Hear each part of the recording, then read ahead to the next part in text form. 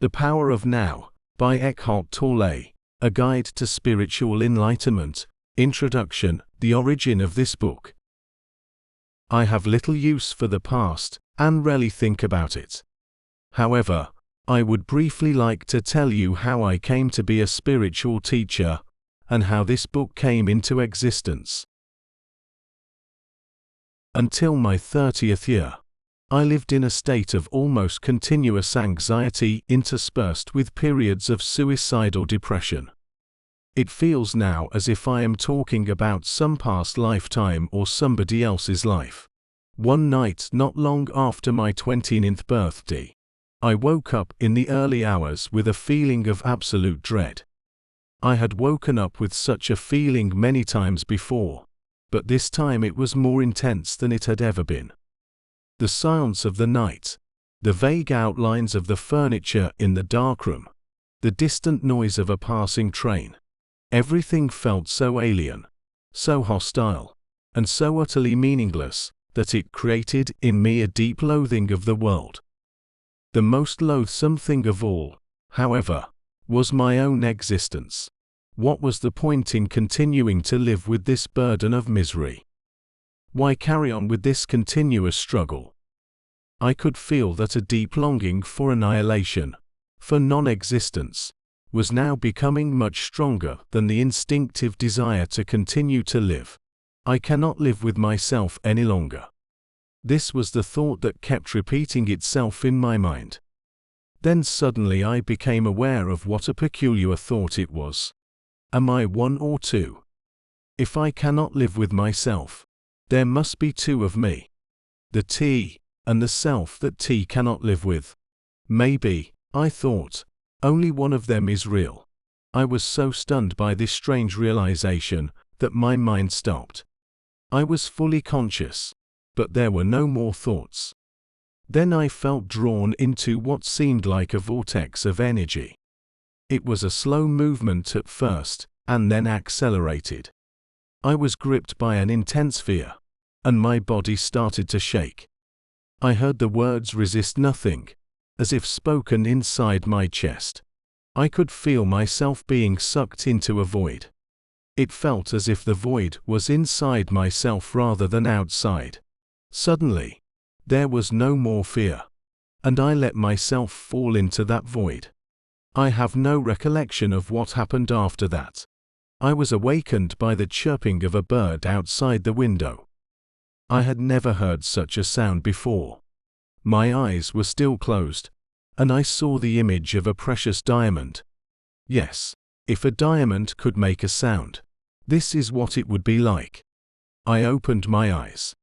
The first light of dawn was filtering through the curtains. Without any thought, I knew, that there is infinitely more to light than we realize. That soft luminosity filtering through the curtains was love itself. Tears came into my eyes. I got up and walked around the room. I recognized the room, and yet I knew that I had never truly seen it before. Everything was fresh and pristine, as if it had just come into existence. I picked up things, a pencil, an empty bottle, marveling at the beauty and aliveness of it all. That day I walked around the city in utter amazement at the miracle of life on earth, as if I had just been born into this world. For the next 5 months, I lived in a state of uninterrupted deep peace and bliss. After that, it diminished somewhat in intensity, or perhaps it just seemed to, because it became my natural state. I could still function in the world, although I realized that nothing I ever did could possibly add anything to what I already had. I knew, of course, that something profoundly significant had happened to me, but I didn't understand it at all.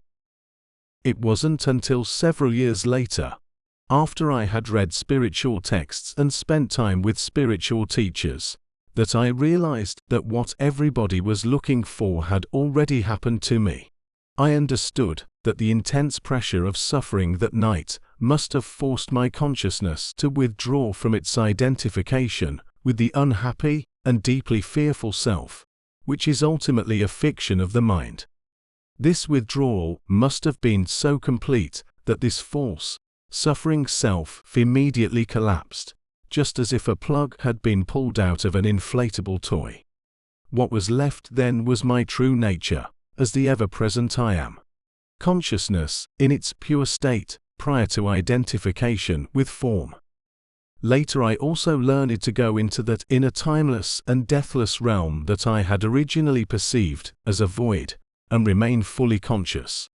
I dwelt in states of such indescribable bliss and sacredness that even the original experience I just described pales in comparison. A time came when, for a while, I was left with nothing on the physical plane. I had no relationships, no job, no home, no socially defined identity. I spent almost 2 years sitting on park benches in a state of the most intense joy. But even the most beautiful experiences come and go. More fundamental, perhaps, than any experience is the undercurrent of peace that has never left me since then. Sometimes it is very strong, almost palpable, and others can feel it too. At other times, it is somewhere in the background, like a distant melody. Later, people would occasionally come up to me and say, "I want what you have. Can you give it to me, or show me how to get it?" And I would say, "You have it already. You just can't feel it because your mind is making too much noise." That answer later grew into the book that you are holding in your hands. Before I knew it, I had an external identity again. I had become a spiritual teacher. The truth that is within you. This book represents the essence of my work, as far as it can be conveyed in words, with individuals and small groups of spiritual seekers during the past 10 years, in Europe and in North America. In deep love and appreciation, I would like to thank those exceptional people for their courage, their willingness to embrace inner change, their challenging questions, and their readiness to listen. This book would not have come into existence without them. They belong to what is as yet a small, but fortunately growing minority of spiritual pioneers. People who are reaching a point where they become capable of breaking out of inherited collective mind patterns that have kept humans in bondage to suffering for eons. I trust that this book will find its way to those who are ready for such radical inner transformation, and so act as a catalyst for it. I also hope that it will reach many others who will find its content worthy of consideration, although they may not be ready to fully live or practice it. It is possible that at a later time, the seed that was sown when reading this book will merge with the seed of enlightenment that each human being carries within, and suddenly that seed will sprout and come alive within them. The book in its present form originated, often spontaneously, in response to questions asked by individuals in seminars, meditation classes, and private counseling sessions, and so I have kept the question and answer format. I learned and received as much in those classes and sessions as the questioners. Some of the questions and answers I wrote down almost verbatim. Others are generic, which is to say I combined certain types of questions that were frequently asked into one, and extracted the essence from different answers to form one generic answer. Sometimes, in the process of writing, an entirely new answer came that was more profound or insightful than anything I had ever uttered. Some additional questions were asked by the editor so as to provide further clarification of certain points. You will find that from the first to the last page, the dialogues continuously alternate between two different levels. On one level, I draw your attention to what is false in you. I speak of the nature of human unconsciousness and dysfunction, as well as its most common behavioral manifestations, from conflict in relationships to warfare between tribes or nations. Such knowledge is vital, for unless you learn to recognize the false as not you, there can be no lasting transformation, and you would always end up being drawn back into illusion and into some form of pain. On this level, I also show you how not to make that which is false in you into a self and into a personal problem, for that is how the false perpetuates itself. On another level, I speak of a profound transformation of human consciousness, not as a distant future possibility, but available now. No matter who or where you are. You are shown how to free yourself from enslavement to the mind, enter into this enlightened state of consciousness, and sustain it in everyday life. On this level of the book, the words are not always concerned with information, but often designed to draw you into this new consciousness as you read. Again and again, I endeavor to take you with me into that timeless state of intense conscious presence in the now, so as to give you a taste of enlightenment. Until you are able to experience what I speak of, you may find those passages somewhat repetitive. As soon as you do, however, I believe you will realize that they contain a great deal of spiritual power, and they may become for you the most rewarding parts of the book. Moreover, since every person carries the seed of enlightenment within, I often address myself to the knower in you who dwells behind the thinker, the deeper self that immediately recognizes spiritual truth, resonates with it, and gains strength from it. The pause symbol after certain passages is a suggestion that you may want to stop reading for a moment, become still, and feel and experience the truth of what has just been said. There may be other places in the text where you will do this naturally and spontaneously. As you begin reading the book, the meaning of certain words, such as being or presence, may not be entirely clear to you at first. Just read on. Questions or objections may occasionally come into your mind as you read. They will probably be answered later in the book, or they may turn out to be irrelevant as you go more deeply into the teaching and into yourself. Don't tread with the mind only. Watch out for any feeling response as you read and a sense of recognition from deep within. I cannot tell you any spiritual truth that deep within you don't know already. All I can do is remind you of what you have forgotten. Living knowledge, ancient and yet ever new, is then activated and released from within every cell of your body. The mind always wants to categorize and compare, but this book will work better for you if you do not attempt to compare its terminology with that of other teachings. Otherwise, you will probably become confused.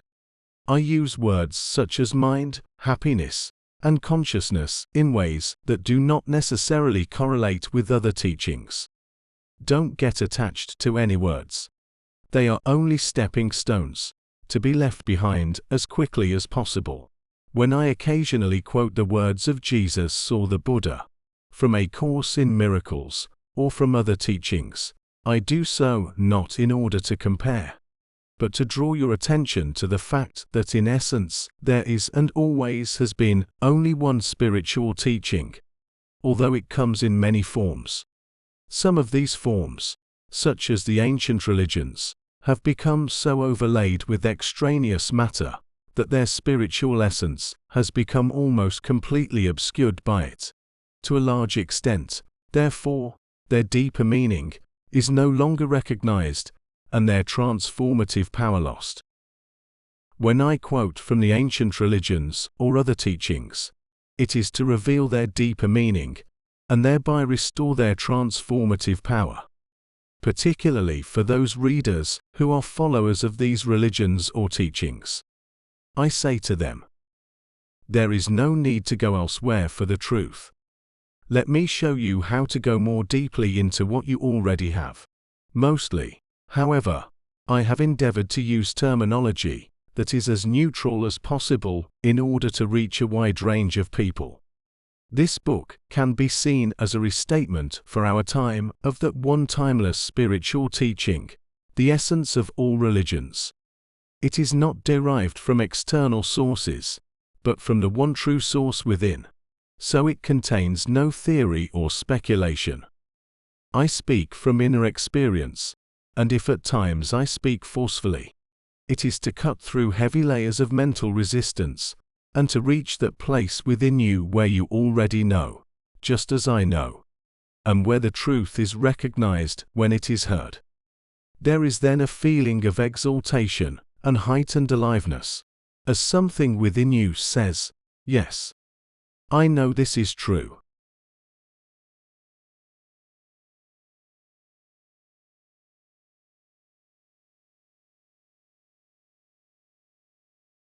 Chapter 1.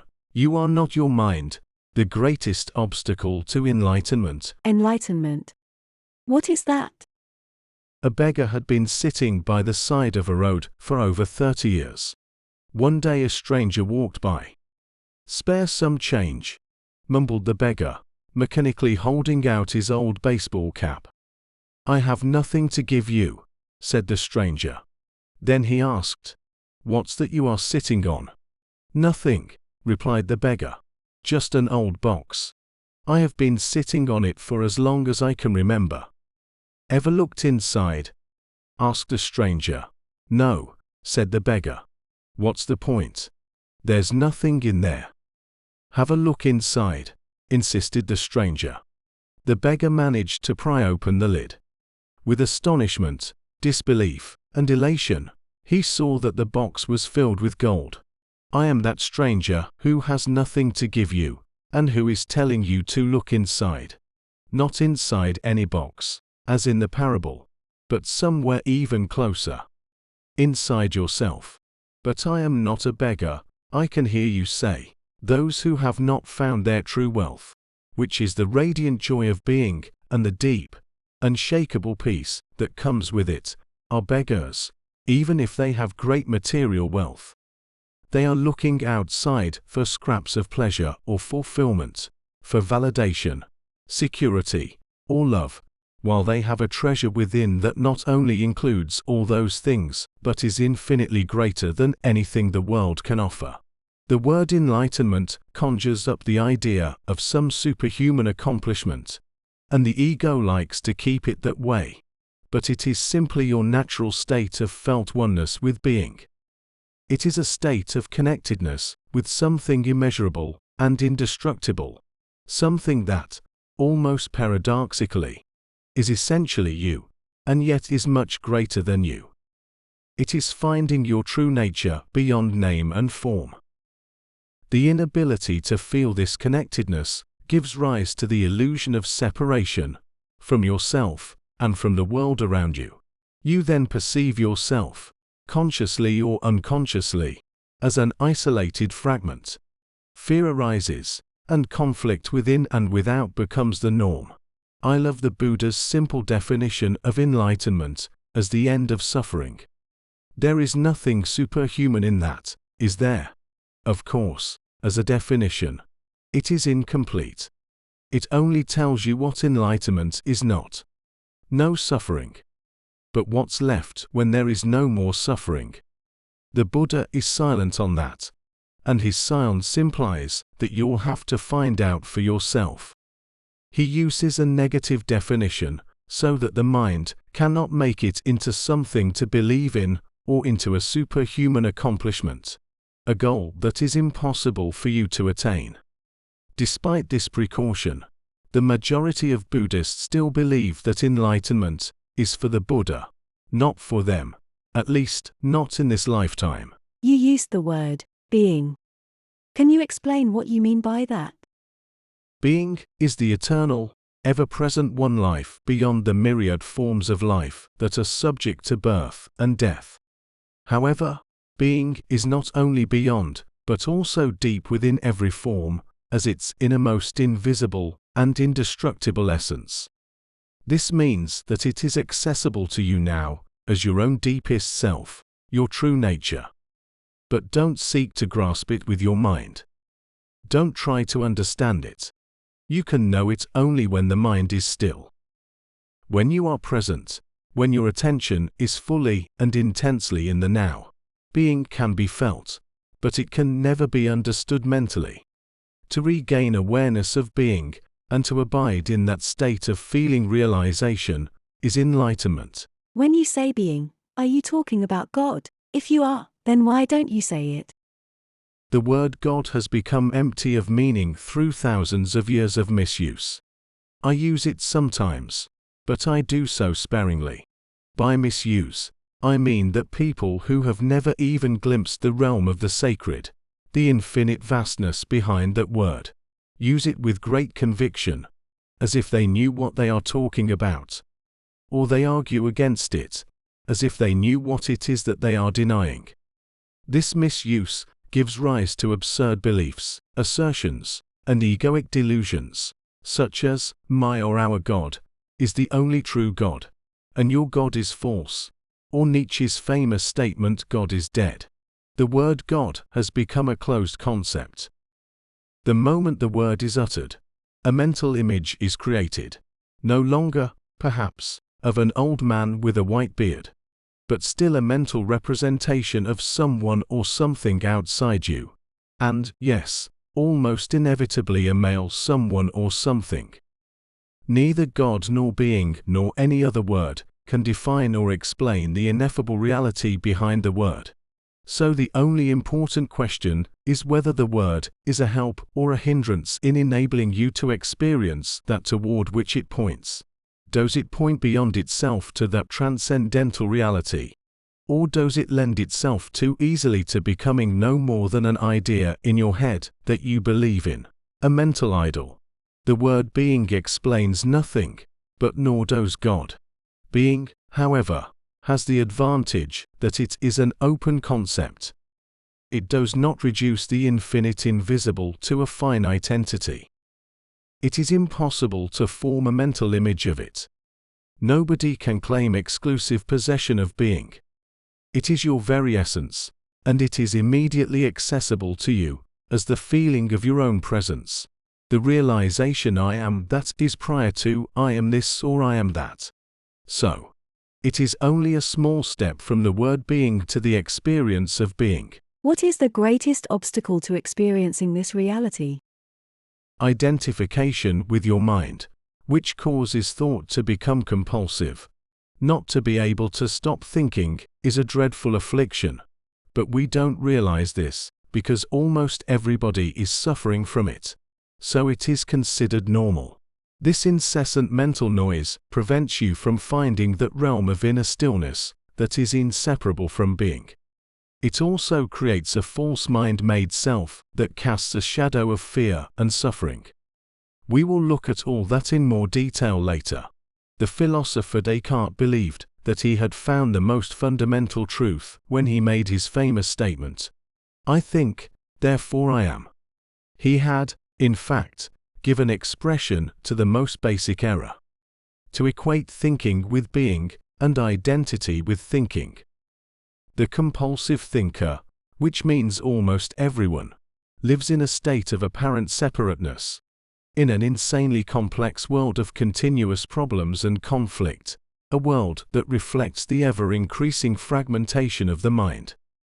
Enlightenment is a state of wholeness, of being at one, and therefore at peace.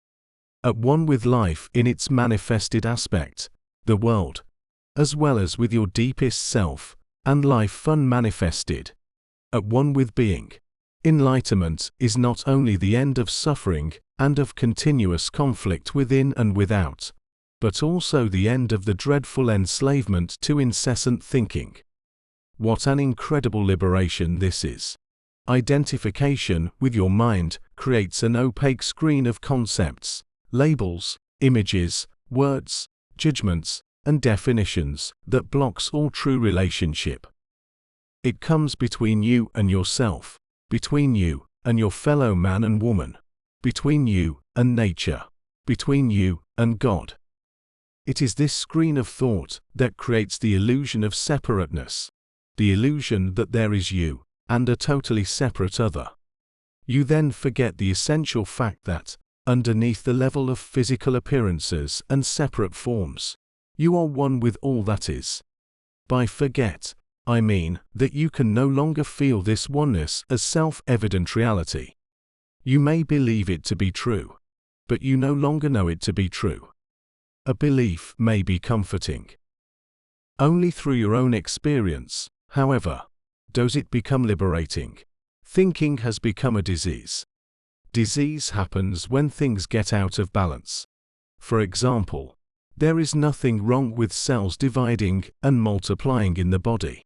But when this process continues in disregard of the total organism, cells proliferate, and we have disease. Note: the mind is a superb instrument if used rightly. Used wrongly, however, it becomes very destructive. To put it more accurately, it is not so much that you use your mind wrongly. You usually don't use it at all. It uses you. This is the disease. You believe that you are your mind. This is the delusion. The instrument has taken you over. I don't quite agree. It is true that I do a lot of aimless thinking, like most people, but I can still choose to use my mind to get and accomplish things, and I do that all the time. Just because you can solve a crossword puzzle or build an atom bomb doesn't mean that you use your mind. Just as dogs love to chew bones, the mind loves to get its teeth into problems.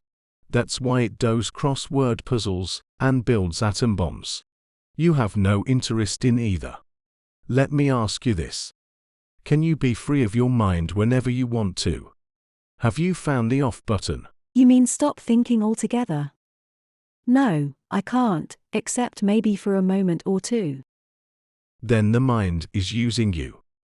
You are unconsciously identified with it, so you don't even know that you are its slave. It's almost as if you were possessed, without knowing it. And so you take the possessing entity to be yourself. The beginning of freedom is the realization that you are not the possessing entity, the thinker. Knowing this enables you to observe the entity. The moment you start watching the thinker, a higher level of consciousness becomes activated. You then begin to realize that there is a vast realm of intelligence beyond thought, that thought is only a tiny aspect of that intelligence. You also realize that all the things that truly matter, beauty, love, creativity, joy, inner peace, arise from beyond the mind. You begin to awaken, freeing yourself from your mind. What exactly do you mean by watching the thinker? When someone goes to the doctor and says, "I hear a voice in my head," he or she will most likely be sent to a psychiatrist. The fact is that, in a very similar way, virtually everyone hears a voice, or several voices, in their head all the time. The involuntary thought processes that you don't realize you have the power to stop. Continuous monologues or dialogues. You have probably come across mad people in the street incessantly talking or muttering to themselves. Well, that's not much different from what you and all other normal people do, except that you don't do it out loud. The voice comments, speculates, judges, compares, complains, likes, dislikes, and so on. The voice isn't necessarily relevant to the situation you find yourself in at the time. It may be reviving the recent or distant past, or rehearsing or imagining possible future situations. Here it often imagines things going wrong and negative outcomes. This is called worry. Sometimes this soundtrack is accompanied by visual images or mental movies. Even if the voice is relevant to the situation at hand, it will interpret it in terms of the past. This is because the voice belongs to your conditioned mind, which is the result of all your past history, as well as of the collective cultural mindset you inherited. So, you see and judge the present through the eyes of the past, and get a totally distorted view of it. It is not uncommon for the voice to be a person's own worst enemy. Many people live with a tormentor in their head that continuously attacks and punishes them and drains them of vital energy. It is the cause of untold misery and unhappiness, as well as of disease. The good news is that you can free yourself from your mind. This is the only true liberation. You can take the first step right now. Start listening to the voice in your head as often as you can. Pay particular attention to any repetitive thought patterns, those old gramophone records that have been playing in your head perhaps for many years. This is what I mean by watching the thinker, which is another way of saying, listen to the voice in your head. Be there as the witnessing presence. When you listen to that voice, listen to it impartially. That is to say, do not judge. Do not judge or condemn what you hear, for doing so would mean that the same voice has come in again through the back door. You'll soon realize, there is the voice, and here I am listening to it, watching it. This I am realization, this sense of your own presence, is not a thought. It arises from beyond the mind. So, when you listen to a thought, you are aware not only of the thought, but also of yourself as the witness of the thought. A new dimension of consciousness has come in.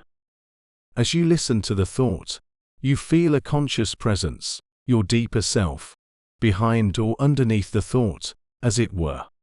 The thought then loses its power over you, and quickly subsides, because you are no longer energizing the mind through identification with it. This is the beginning of the end of involuntary and compulsive thinking. When a thought subsides, you experience a discontinuity in the mental stream, a gap of no mind. At first, the gaps will be short, a few seconds perhaps, but gradually they will become longer. When these gaps occur, you feel a certain stillness and peace inside you. This is the beginning of your natural state of felt oneness with being, which is usually obscured by the mind. With practice, the sense of stillness and peace will deepen.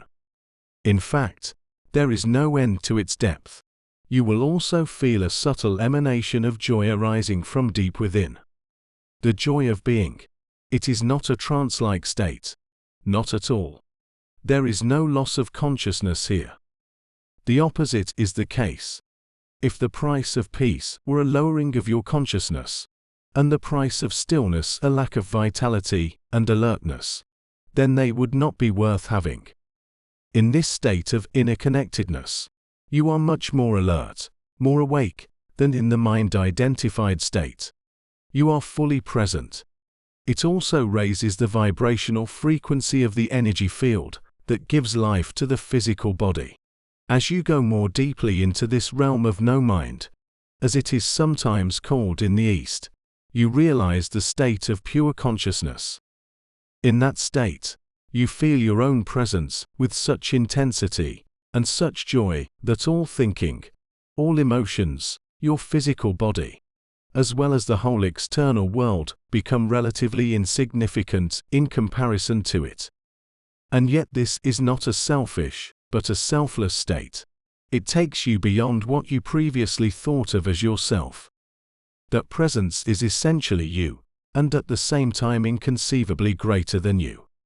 What I am trying to convey here may sound paradoxical or even contradictory, but there is no other way that I can express it. Instead of watching the thinker, you can also create a gap in the mind stream simply by directing the focus of your attention into the now. Just become intensely conscious of the present moment. This is a deeply satisfying thing to do. In this way, you draw consciousness away from mind activity and create a gap of no mind in which you are highly alert and aware but not thinking. This is the essence of meditation. In your everyday life, you can practice this by taking any routine activity that normally is only a means to an end and giving it your fullest attention, so that it becomes an end in itself. For example, every time you walk up and down the stairs in your house or place of work, pay close attention to every step, every movement, even your breathing. Be totally present. Or when you wash your hands, pay attention to all the sense perceptions associated with the activity. The sound and feel of the water, the movement of your hands, the scent of the soap, and so on. Or when you get into your car, after you close the door, pause for a few seconds and observe the flow of your breath. Become aware of a silent but powerful sense of presence. There is one certain criterion by which you can measure your success in this practice: the degree of peace that you feel within. So, the single most vital step on your journey toward enlightenment is this: learn to disidentify from your mind. Every time you create a gap in the stream of mind, the light of your consciousness grows stronger. One day you may catch yourself smiling at the voice in your head, as you would smile at the antics of a child. This means that you no longer take the content of your mind all that seriously, as your sense of self does not depend on it. Enlightenment. Rising above thought. Isn't thinking essential in order to survive in this world? Your mind is an instrument, a tool. It is there to be used for a specific task, and when the task is completed, you lay it down. As it is, I would say about 80 to 90% of most people's thinking is not only repetitive and useless, but because of its dysfunctional and often negative nature, much of it is also harmful. Observe your mind, and you will find this to be true. It causes a serious leakage of vital energy. This kind of compulsive thinking is actually an addiction. What characterizes an addiction? Quite simply this: you no longer feel that you have the choice to stop. It seems stronger than you. It also gives you a false sense of pleasure that invariably turns into pain. Why should we be addicted to thinking? Because you are identified with it, which means that you derive your sense of self from the content and activity of your mind. Because you believe that you would cease to be if you stopped thinking. As you grow up, you form a mental image of who you are, based on your personal and cultural conditioning. We may call this phantom self the ego. It consists of mind activity, and can only be kept going through constant thinking. The term ego means different things to different people, but when I use it here it means a false self, created by unconscious identification with the mind. To the ego, the present moment hardly exists. Only past and future are considered important. This total reversal of the truth accounts for the fact that in the ego mode the mind is so dysfunctional. It is always concerned with keeping the past alive, because without it, who are you? It constantly projects itself into the future to ensure its continued survival, and to seek some kind of release or fulfillment there. It says, one day, when this, that, or the other happens, I am going to be okay, happy, at peace. Even when the ego seems to be concerned with the present, it is not the present that it sees. It misperceives it completely, because it looks at it through the eyes of the past. Or it reduces the present to a means to an end that always lies in the mind-projected future. Observe your mind, and you'll see that this is how it works. The present moment holds the key to liberation. But you cannot find the present moment as long as you are your mind. I don't want to lose my ability to analyze and discriminate. I wouldn't mind learning to think more clearly, in a more focused way, but I don't want to lose my mind. The gift of thought is the most precious thing we have. Without it, we would just be another species of animal. The predominance of mind is no more than a stage in the evolution of consciousness. We need to go on to the next stage now, as a matter of urgency. Otherwise, we will be destroyed by the mind, which has grown into a monster. I will talk about this in more detail later. Thinking and consciousness are not synonymous. Thinking is only a small aspect of consciousness. Thought cannot exist without consciousness, but consciousness does not need thought. Enlightenment means rising above thought, not falling back to a level below thought. the level of an animal or a plant. In the enlightened state, you still use your thinking mind when needed, but in a much more focused and effective way than before. You use it mostly for practical purposes, but you are free of the involuntary internal dialogue, and there is inner stillness. When you do use your mind, and particularly when a creative solution is needed, you oscillate every few minutes or so between thought and stillness, between mind and no mind. No mind is consciousness without thought. Only in that way is it possible to think creatively, because only in that way does thought have any real power. Thought alone, when it is no longer connected with the much vaster realm of consciousness, quickly becomes barren, insane, destructive. The mind is essentially a survival machine. Attack and defense against other minds, gathering, storing, and analyzing information. This is what it is good at, but it is not at all creative. All true artists, whether they know it or not, create from a place of no mind, from inner stillness. The mind then gives form to the creative impulse or insight. Even the great scientists have reported that their creative breakthroughs came at a time of mental quietude. The surprising result of a nationwide inquiry among America's most eminent mathematicians, including Einstein, to find out their working methods, was that thinking plays only a subordinate part in the brief, decisive phase of the creative act itself. So, I would say that the simple reason why the majority of scientists are not creative is not because they don't know how to think, but because they don't know how to stop thinking. It wasn't through the mind, through thinking, that the miracle that is life on earth or your body were created and are being sustained. There is clearly an intelligence at work that is far greater than the mind. How can a single human cell measuring 1/1000th of an inch across contain instructions within its DNA that would fill 1,000 books of 600 pages each? The more we learn about the workings of the body, the more we realize just how vast is the intelligence at work within it and how little we know. When the mind reconnects with that, it becomes a most wonderful tool. It then serves something greater than itself. Emotion. The body's reaction to your mind. What about emotions?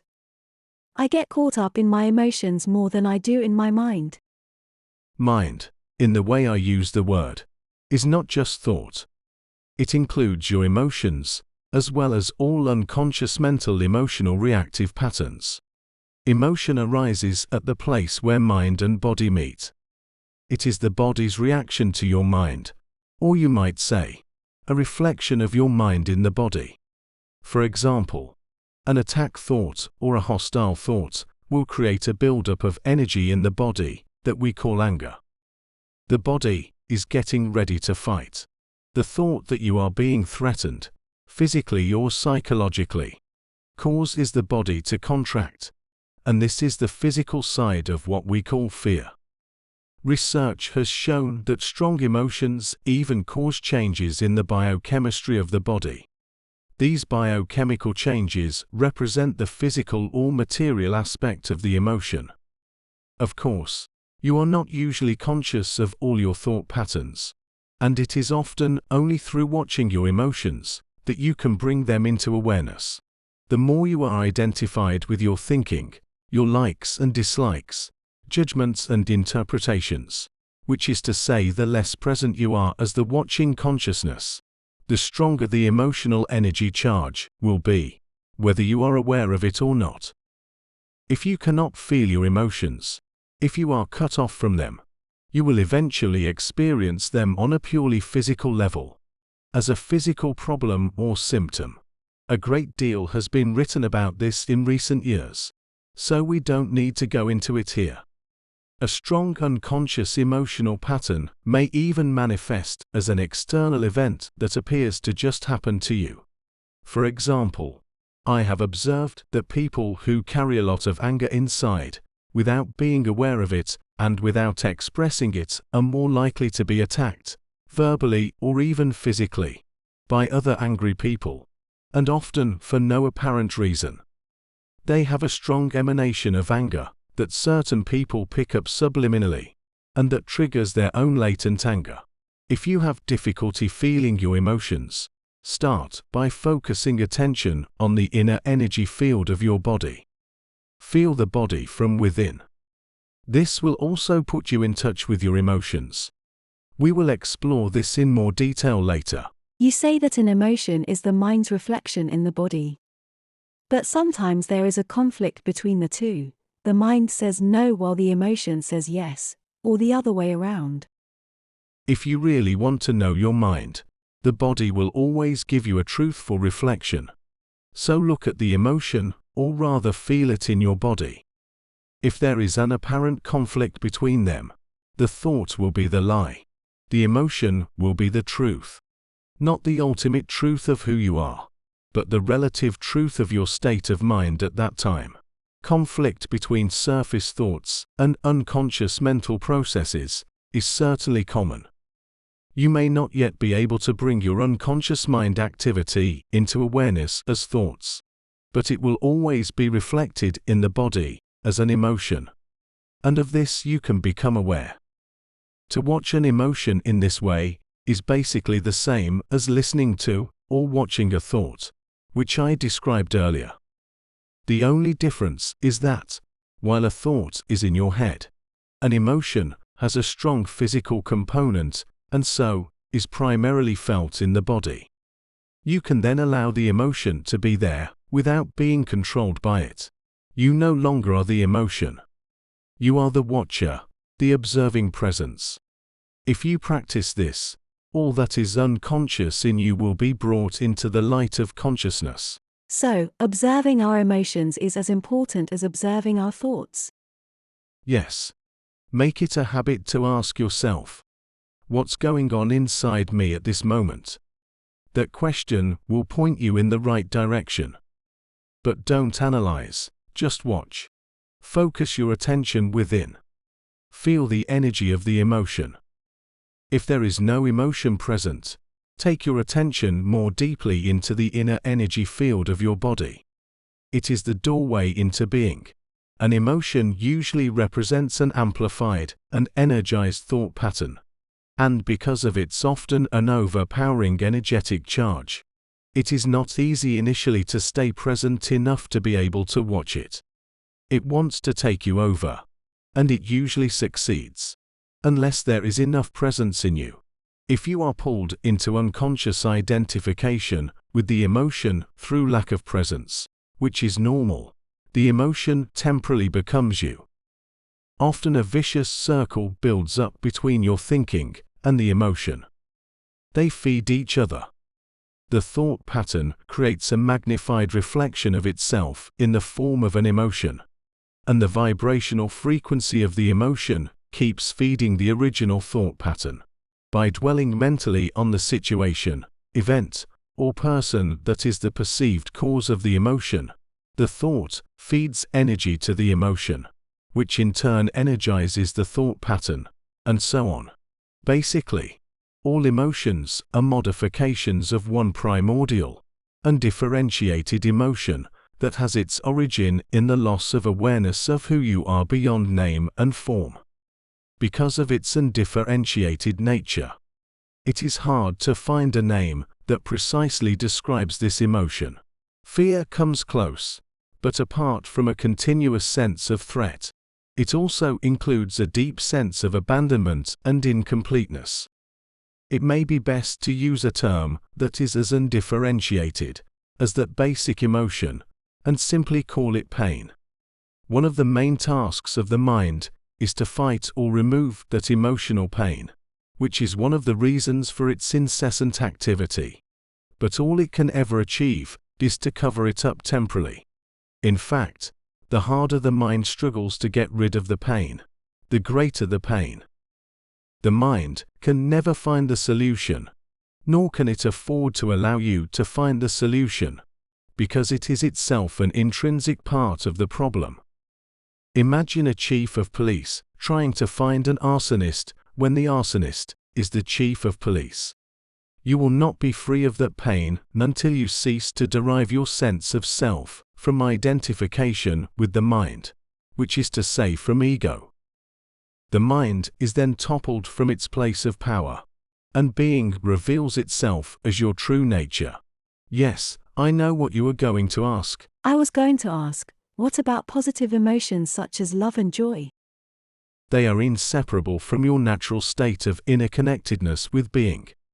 Glimpses of love and joy, or brief moments of deep peace, are possible whenever a gap occurs in the stream of thought.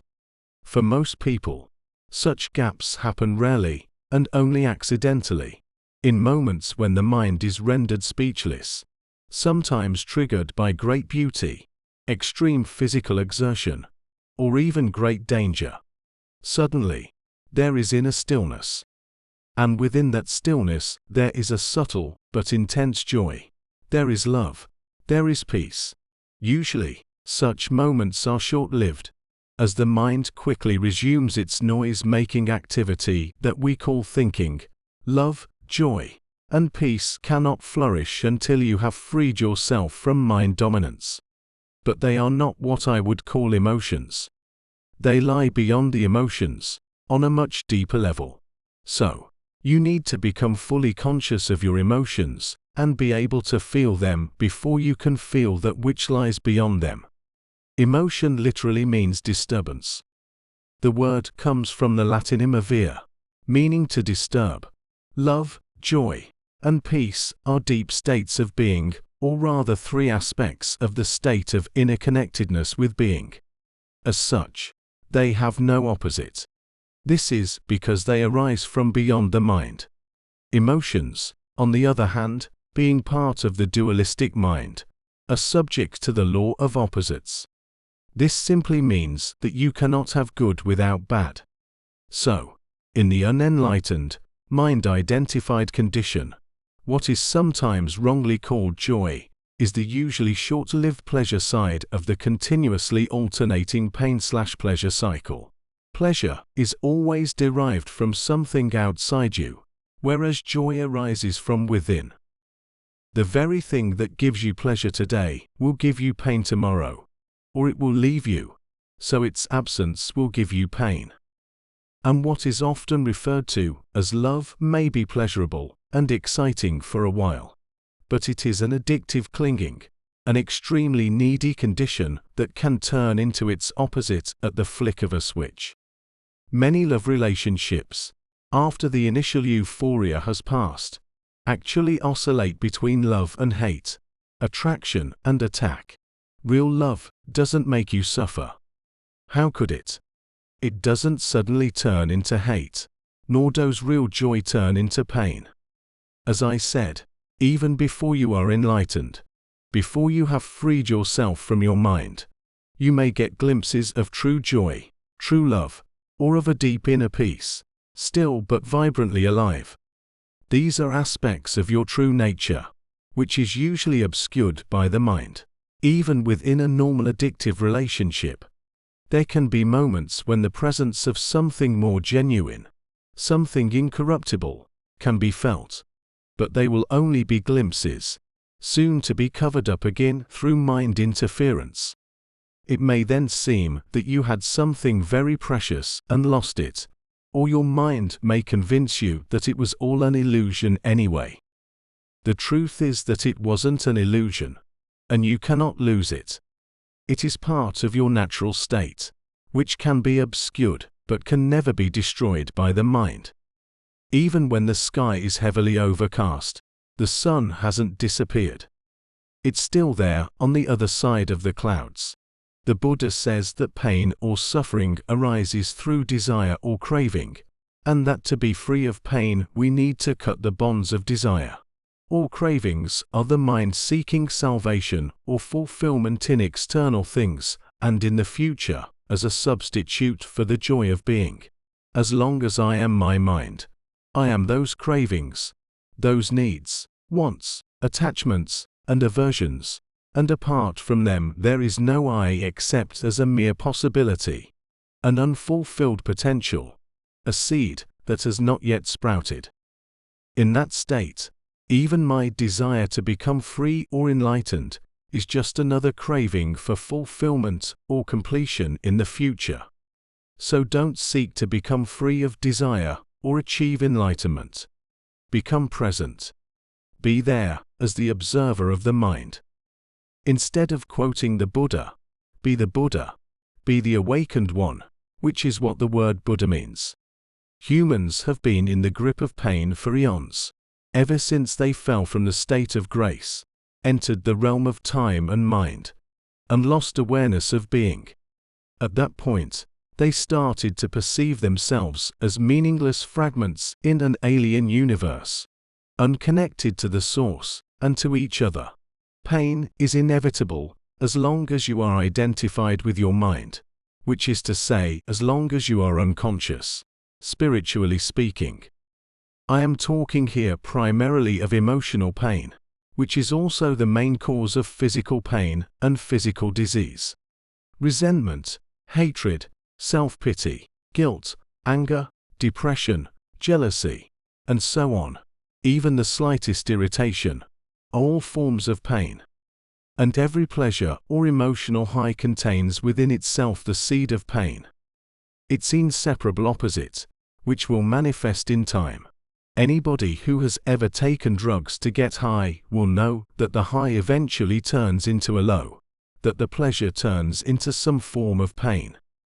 Many people also know from their own experience how easily and quickly an intimate relationship can turn from a source of pleasure to a source of pain.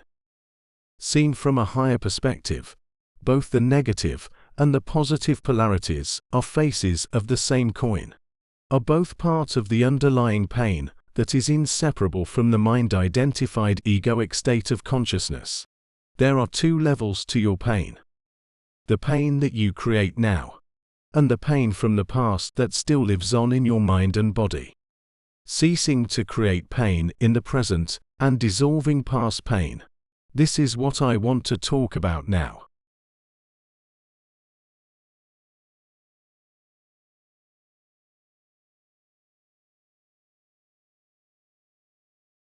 Chapter 2: Consciousness. The way out of pain. Create no more pain in the present. Nobody's life is entirely free of pain and sorrow. Isn't it a question of learning to live with them rather than trying to avoid them? The greater part of human pain is unnecessary. It is self-created, as long as the unobserved mind runs your life. The pain that you create now is always some form of non-acceptance, some form of unconscious resistance to what is. On the level of thought, the resistance is some form of judgment. On the emotional level, it is some form of negativity. The intensity of the pain depends on the degree of resistance to the present moment, and this in turn depends on how strongly you are identified with your mind. The mind always seeks to deny the now, and to escape from it. In other words, the more you are identified with your mind, the more you suffer. Or you may put it like this: the more you are able to honor and accept the now, the more you are free of pain, of suffering, and free of the egoic mind. Why does the mind habitually deny or resist the now? Because it cannot function and remain in control without time, which is past and future. So it perceives the timeless now as threatening. Time and mind are in fact inseparable. Imagine the earth devoid of human life, inhabited only by plants and animals. Would it still have a past and a future? Could we still speak of time in any meaningful way? The question, what time is it? Or what's the date today? If anybody were there to ask it, would be quite meaningless. The oak tree or the eagle would be bemused by such a question. What time? They would ask. Well, of course, it's now. The time is now. What else is there? Yes, we need the mind, as well as time to function in this world. But there comes a point where they take over our lives. And this is where dysfunction, pain, and sorrow set in. The mind. to ensure that it remains in control. Seeks continuously to cover up the present moment with past and future. And so, as the vitality and infinite creative potential of being, which is inseparable from the now, becomes covered up by time, your true nature becomes obscured by the mind. An increasingly heavy burden of time has been accumulating in the human mind.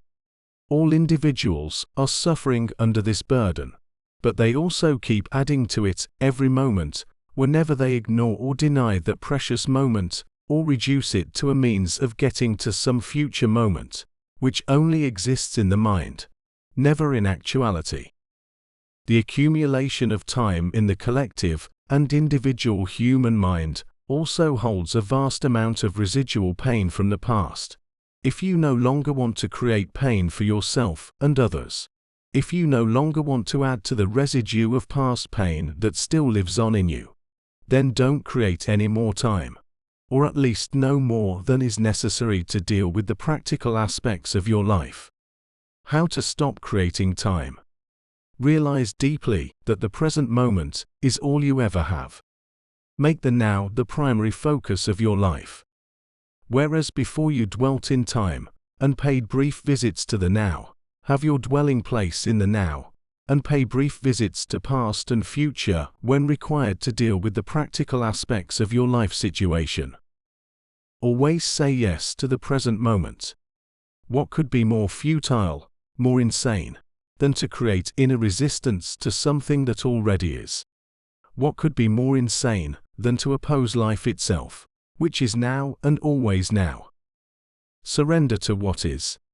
Say yes to life, and see how life suddenly starts working for you rather than against you. The present moment is sometimes unacceptable, unpleasant, or awful. It is as it is. Observe how the mind labels it, and how this labeling process, this continuous sitting in judgment, creates pain and unhappiness. By watching the mechanics of the mind, you step out of its resistance patterns, and you can then allow the present moment to be. This will give you a taste of the state of inner freedom from external conditions, the state of true inner peace. Then see what happens and take action if necessary or possible. Accept, then act. Whatever the present moment contains, accept it as if you had chosen it. Always work with it, not against it. Make it your friend and ally, not your enemy. This will miraculously transform your whole life. Past pain. Dissolving the pain body. As long as you are unable to access the power of the now, every emotional pain that you experience leaves behind a residue of pain that lives on in you. It merges with the pain from the past, which was already there, and becomes lodged in your mind and body. This, of course, includes the pain you suffered as a child, caused by the unconsciousness of the world into which you were born. This accumulated pain is a negative energy field that occupies your body and mind. If you look on it as an invisible entity in its own right, you are getting quite close to the truth. It's the emotional pain body. It has two modes of being, dormant and active. A pain body may be dormant 90% of the time. In a deeply unhappy person, though, it may be active up to 2% of the time. Some people live almost entirely through their pain body, while others may experience it only in certain situations, such as intimate relationships, or situations linked with past loss or abandonment, physical or emotional hurt, and so on. Anything can trigger it, particularly if it resonates with a pain pattern from your past. When it is ready to awaken from its dormant stage, even a thought or an innocent remark made by someone close to you can activate it. Some pain bodies are obnoxious but relatively harmless, for example like a child who won't stop whining. Others are vicious and destructive monsters, true demons. Some are physically violent. Many more are emotionally violent. Some will attack people around you or close to you, while others may attack you, their host. Thoughts and feelings you have about your life then become deeply negative and self-destructive. Illnesses and accidents are often created in this way. Some pain bodies drive their hosts to suicide. When you thought you knew a person, and then you are suddenly confronted with this alien, nasty creature for the first time, you are in for quite a shock. However, it's more important to observe it in yourself than in someone else. Watch out for any sign of unhappiness in yourself, in whatever form. It may be the awakening pain body. This can take the form of irritation, impatience, a somber mood, a desire to hurt, anger, rage, depression, a need to have some drama in your relationship, and so on. Catch it the moment it awakens from its dormant state. The pain body wants to survive, just like every other entity in existence, and it can only survive if it gets you to unconsciously identify with it. It can then rise up, take you over, become you, and live through you. It needs to get its food through you. It will feed on any experience that resonates with its own kind of energy, anything that creates further pain in whatever form.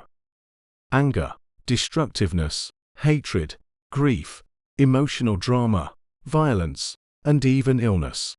So, the pain body, when it has taken you over, will create a situation in your life that reflects back its own energy frequency for it to feed on. Pain can only feed on pain. Pain cannot feed on joy. It finds it quite indigestible. Once the pain body has taken you over, you want more pain. You become a victim or a perpetrator. You want to inflict pain, or you want to suffer pain, or both. There isn't really much difference between the two. You are not conscious of this, of course, and will vehemently claim that you do not want pain. But look closely, and you will find that your thinking and behavior are designed to keep the pain going, for yourself and others. If you were truly conscious of it, the pattern would dissolve, for to want more pain is insanity. And nobody is consciously insane. The pain body, which is the dark shadow cast by the ego, is actually afraid of the light of your consciousness. It is afraid of being found out. Its survival depends on your unconscious identification with it, as well as on your unconscious fear of facing the pain that lives in you. But if you don't face it, if you don't bring the light of your consciousness into the pain, you will be forced to relive it again and again. The pain body may seem to you like a dangerous monster that you cannot bear to look at, but I assure you that it is an insubstantial phantom that cannot prevail against the power of your presence. Some spiritual teachings state that all pain is ultimately an illusion, and this is true. The question is it true for you? A mere belief doesn't make it true. Do you want to experience pain for the rest of your life and keep saying that it is an illusion? Does that free you from the pain? What we are concerned with here is how you can realize this truth, that is, make it real in your own experience. So, the pain body doesn't want you to observe it directly and see it for what it is. The moment you observe it, feel its energy field within you, and take your attention into it, the identification is broken. A higher dimension of consciousness has come in. I call it presence. You are now the witness or the watcher of the pain body. This means that it cannot use you anymore by pretending to be you, and it can no longer replenish itself through you. You have found your own innermost strength. You have accessed the power of now. What happens to the pain body when we become conscious enough to break our identification with it? Unconsciousness creates it. Consciousness transmutes it into itself. St. Paul expressed this universal principle beautifully. Everything is shown up by being exposed to the light, and whatever is exposed to the light itself becomes light. Lust, as you cannot fight the darkness, you cannot fight the pain body. Trying to do so would create inner conflict, and thus further pain. Watching it is enough. Watching it implies accepting it as part of what is at that moment. The pain body consists of trap life energy that has split off from your total energy field and has temporarily become autonomous through the unnatural process of mind identification. It has turned in on itself and become anti-life, like an animal trying to devour its own tail. Why do you think our civilization has become so life-destructive? But even the life-destructive forces are still life energy. When you start to disidentify and become the watcher, the pain body will continue to operate for a while and will try to trick you into identifying with it again. Although you are no longer energizing it through your identification, it has a certain momentum, just like a spinning wheel, that will keep turning for a while even when it is no longer being propelled.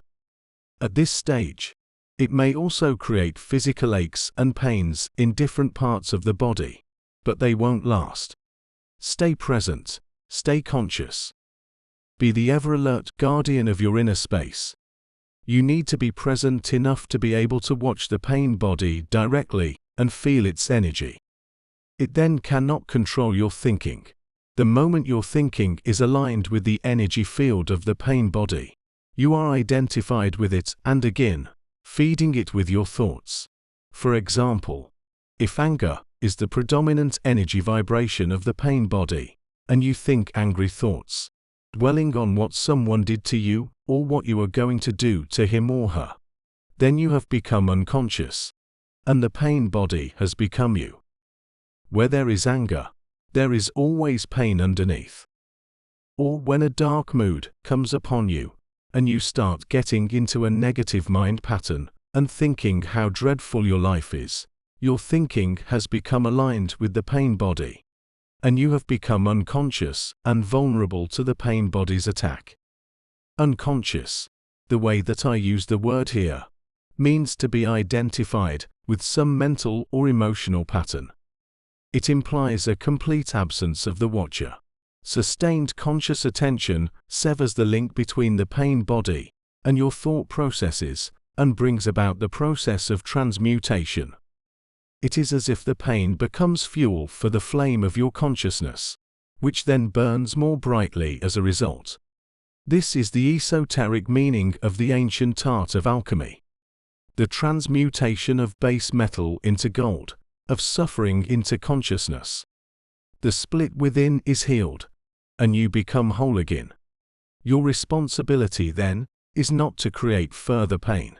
Let me summarize the process. Focus attention on the feeling inside you. Know that it is the pain body. Accept that it is there. Don't think about it. Don't let the feeling turns into thinking. Don't judge or analyze. Don't make an identity for yourself out of it. Stay present and continue to be the observer of what is happening inside you. Become aware and not only of the emotional pain, but also of the one who observes, the silent watcher. This is the power of the now, the power of your own conscious presence. Then see what happens. For many women, the pain body awakens particularly at the time preceding the menstrual flow.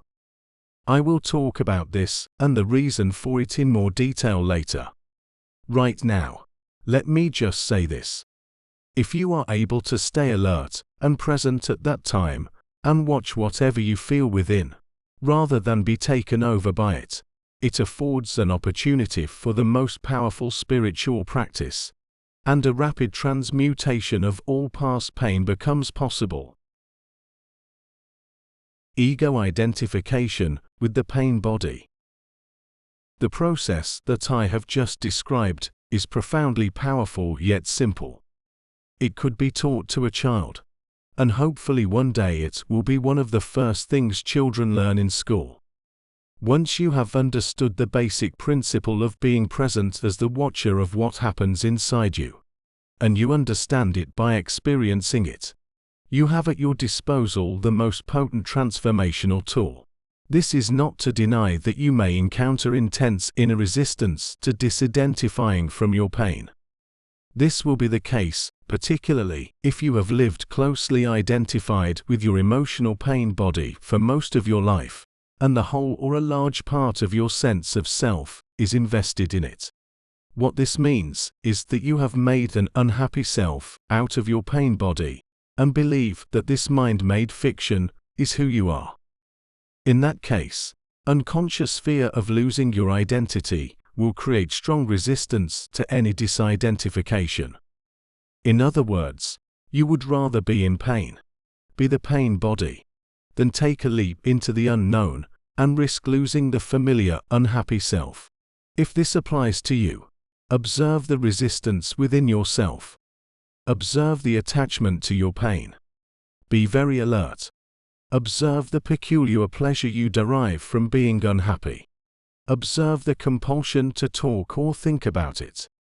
The resistance will cease if you make it conscious. You can then take your attention into the pain body, stay present as the witness, and so initiate its transmutation. You might experience something like fear. This is an instinctive shrinking back from danger, but not the psychological condition of fear that we are talking about here. The psychological condition of fear is divorced from any concrete and true immediate danger. It comes in many forms: unease, worry, anxiety, nervousness, tension, dread, phobia, and so on. This kind of psychological fear is always of something that might happen, not of something that is happening now. You are in the here and now, while your mind is in the future. This creates an anxiety gap. And if you are identified with your mind, and have lost touch with the power and simplicity of the now, that anxiety gap will be your constant companion. You can always cope with the present moment, but you cannot cope with something that is only a mind projection. You cannot cope with the future. Moreover, as long as you are identified with your mind, the ego runs your life, as I pointed out earlier. Because of its phantom nature, and despite elaborate defense mechanisms, the ego is very vulnerable and insecure, and it sees itself as constantly under threat. This, by the way, is the case even if the ego is outwardly very confident. Now remember that an emotion is the body's reaction to your mind. What message is the body receiving continuously from the ego, the false, mind-made self? Danger. I am under threat. And what is the emotion generated by this continuous message? Fear, of course. Fear seems to have many causes: fear of loss, fear of failure, fear of being hurt, and so on. But ultimately all fear is the ego's fear of death, of annihilation. To the ego, death is always just around the corner. In this mind-identified state, fear of death affects every aspect of your life. For example, even such a seemingly trivial and normal thing as the compulsive need to be right in an argument and make the other person wrong. Defending the mental position with which you have identified is due to the fear of death. If you identify with a mental position, then if you are wrong, your mind-based sense of self is seriously threatened with annihilation. So, you as the ego cannot afford to be wrong. To be wrong is to die. Wars have been fought over this, and countless relationships have broken down. Once you have disidentified from your mind, whether you are right or wrong makes no difference to your sense of self at all. So the forcefully compulsive and deeply unconscious need to be right, which is a form of violence, will no longer be there. You can state clearly and firmly how you feel or what you think, but there will be no aggressiveness or defensiveness about it. Your sense of self is then derived from a deeper and truer place within yourself, not from the mind. Watch out for any kind of defensiveness within yourself. What are you defending? An illusory identity, an image in your mind, a fictitious entity. By making this pattern conscious, by witnessing it, you disidentify from it. In the light of your consciousness, the unconscious pattern will then quickly dissolve. This is the end of all arguments and power games, which are so corrosive to relationships. Power over others is weakness disguised as strength. True power is within, and it is available to you now. So, anyone who is identified with their mind, and, therefore, disconnected from their true power, their deeper self rooted in being, will have fear as their constant companion. The number of people who have gone beyond mind is as yet extremely small. So you can assume that virtually everyone you meet or know lives in a state of fear. Only the intensity of it varies. It fluctuates between anxiety and dread at one end of the scale, and a vague unease and distant sense of threat at the other. Most people become conscious of it only when it takes on one of its more acute forms. The ego's search for wholeness. Another aspect of the emotional pain that is an intrinsic part of the egoic mind is a deep-seated sense of lack or incompleteness, of not being whole. In some people, this is conscious, in others unconscious. If it is conscious, it manifests as the unsettling and constant feeling of not being worthy or good enough. If it is unconscious, it will only be felt indirectly as an intense craving, wanting and needing. In either case, people will often enter into a compulsive pursuit of ego gratification and things to identify with in order to fill this hole they feel within. So, they strive after possessions, money, success, power, recognition, or a special relationship, basically so that they can feel better about themselves, feel more complete. But even when they attain all these things, they soon find that the hole is still there, that it is bottomless. Then they are really in trouble, because they cannot delude themselves anymore. Well, they can and do, but it gets more difficult. As long as the egoic mind is running your life, you cannot truly be at ease. You cannot be at peace or fulfilled, except for brief intervals when you obtained what you wanted, when a craving has just been fulfilled. Since the ego is a derived sense of self, it needs to identify with external things. It needs to be both defended and fed constantly. The most common ego identifications have to do with possessions, the work you do, social status and recognition, knowledge and education, physical appearance, special abilities, relationships, personal and family history, belief systems, and often also political, nationalistic, racial, religious, and other collective identifications.